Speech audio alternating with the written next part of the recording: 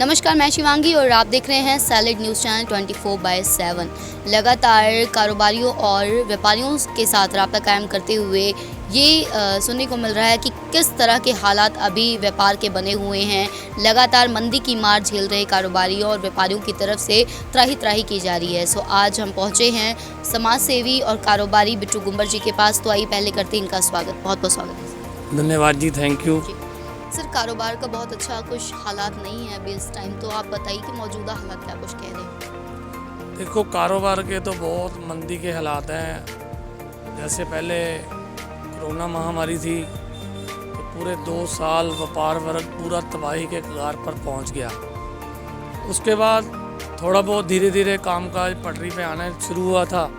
तो फिर ये किसानों का जो प्रदर्शन है, आज लगातार 10 महीने हो गए हैं और व्यापारी जो कि बाहर से आता था उसके दिमाग में खौफ है और व्यापारी बिल्कुल भी नहीं आ रहा। आगे हमारा सर्दी का सीज़न है, लेकिन इस वक्त ऐसी उम्मीद है कि जैसे आज से 4-5 साल पहले, 3 साल पहले कामकाज होता था, इस वक्त तो 10 पैसे काम नहीं है। करोड़ों अरबों रुपए का माल जो कि लुधियाना हमारा हौजरी का समुंदर है बनकर तैयार पड़ा है, लेकिन उसको खरीदने वाला कोई नहीं है। दिन भर दिन व्यापारी तबाही के कगार पर पहुंच रहा है। तो कभी बिजली के कट लग रहे हैं, सुबह अगला फैक्ट्री खोलता है, शाम तक इंतज़ार करता है कब बिजली आएगी। अगर जनरेटर पर काम करते हैं तो जो पीस 150 का पड़ता है वो तेल के खर्चे से और खर्चों से उसकी कीमत 200 रुपये हो जाती है। तो उसको बेचना कहाँ है। इसलिए दिन भर दिन हर तरफ से, चाहे महंगाई को लेकर तो चाहे कारोबार को लेकर, व्यापारी वर्ग तो पूर्ण तौर पर इस वक्त बर्बादी के कगार पर है। रोज़ाना के नुकसान के अनुमान की अगर हम बात करें, देखो, छोटा जो दुकानदार है उसकी बात करें, जो शाम को 3-4 हज़ार रुपये कमाई करता था, तो उसकी कमाई रहेगी आज की डेट में 500 रुपये। तो 500 रुपये कमा के वो अपने परिवार का कैसे पालन पोषण करेगा।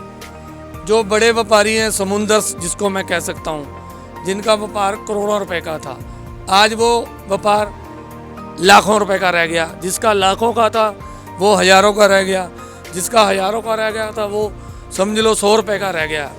तकरीबन इस वक्त पूरा लुधियाना शहर नहीं मैं कह सकता, पंजाब ही कह सकता हूँ कि इस वक्त बहुत मंदी की मार है।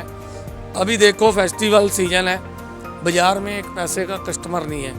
नहीं तो आज से 3 साल पीछे आप चले जाओ, इस वक्त बाज़ार में इतनी रौनक होती थी, चारों तरफ कस्टमर ही कस्टमर होते थे। आज सुनसान पड़ा है बाज़ार, सब कुछ खाली पड़ा है।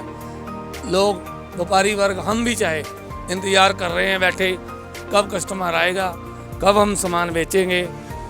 समझ से बाहर है इस वक्त।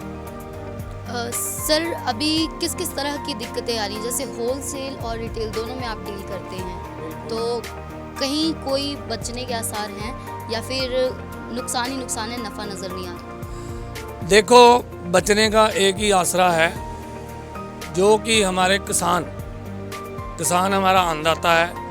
वो पिछले 10 महीनों से संघर्ष कर रहा है बॉर्डर के ऊपर। उनके साथ लाखों करोड़ों लोगों की आस्था जुड़ी है, क्योंकि वो भी अपना अनाज बीज कर बेचेंगे तो आगे जाके तभी व्यापार चलेगा। तो जब तक ये किसानों का मसला हल नहीं होता, व्यापार आगे नहीं बढ़ सकता। क्योंकि जब तक किसान वहाँ से नहीं हटते तो व्यापार ऐसे का ऐसा ही रहेगा। तो सरकार को भी चाहिए कि उनकी मांगों को मानकर जल्द से जल्द उनका हल किया जाए, ताकि जो व्यापारी, सबसे ज़्यादा व्यापारी परेशान है। क्योंकि किसान अगर लेबर देगा, अनाज बेचेगा, उसके बाद व्यापार में पैसा आएगा तो लोग खरीदारी करेंगे।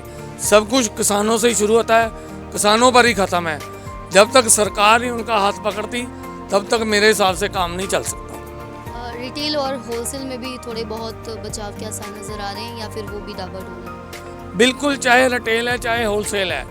देखो, होलसेल अगर फैक्ट्री वाला जो भी है, मैन्युफैक्चर है, अगर वो माल बनाता है तो हम लोग ट्रेडर हैं, हम लोग खरीदेंगे तो हमसे वो रिटेलर खरीदेगा।